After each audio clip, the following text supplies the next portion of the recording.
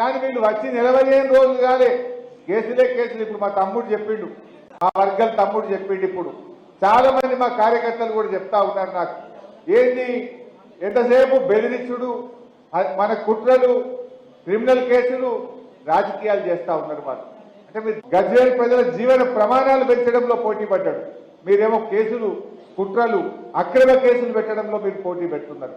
ప్రజలకు కావాల్సింది కేసులా? ప్రజలకు కావాల్సింది సంక్షేమ పథకాల? ప్రజలు కోరుకున్నది అభివృద్ధిని కోరుకున్నారు, సంక్షేమ కార్యక్రమాలు కోరుకున్నారు.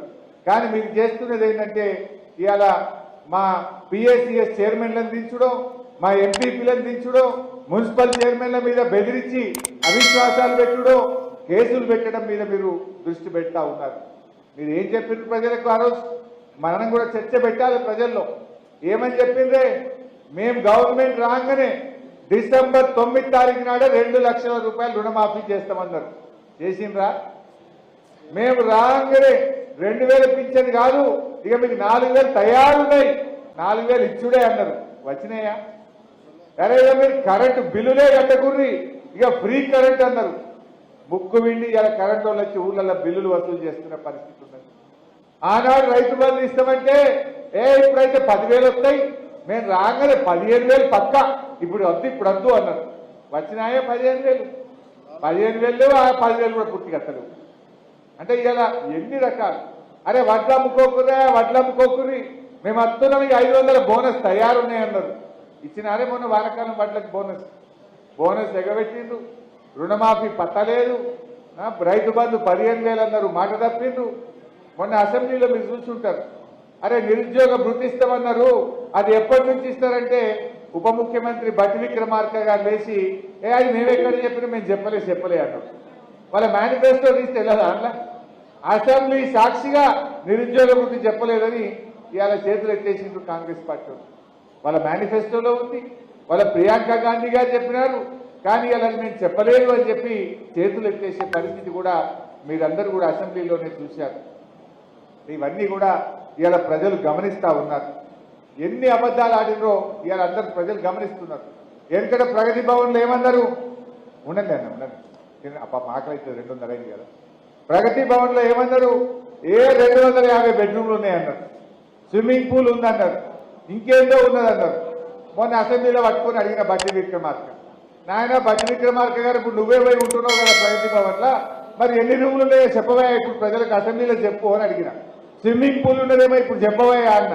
తలకాయ కిందికేసింది తప్ప ఒక్క మాట చెప్తున్నా, నోరుపుతలేరు. అంటే అన్ని జూటా మాటలు చెప్పింది. మన దావోస్లో కేటీఆర్ గారు దావోస్లో అద్భుతంగా పెట్టుబడులు తెస్తే అప్పుడు ఇదే కాంగ్రెస్ వాళ్ళు ఏమన్నారంటే దావోస్ పోడు దండుగా, ఇది పైసలు ఖరాబ్ అవుతున్నాయి, ఇదంతా ఖర్చు పెడుతున్నారు, ఇది దండుగా అన్నారు. మరి మీరెందుకు పోయింది? ఇప్పుడు మీరెందుకు పోయినరు? ఇప్పుడు ఇది కూడా దండుగా. నేను ఉత్తమ్ కుమార్ రెడ్డి గారు ఇప్పుడు సమాధానం చెప్పాలి. ఆనాడు పిసిసి అధ్యక్షుడిగా మాట్లాడిండు, ఇవాళ దీనికి సమాధానం చెప్పాలన్నా వద్దా? ఇవాళ పెద్ద పెద్ద మాటలు, బీజేపీలతో మేము కొట్లాడటం, ఎడగొట్టాడు మీరు. ఇవాళ బీజేపీలను ఓడగొట్టింది ఎవరు?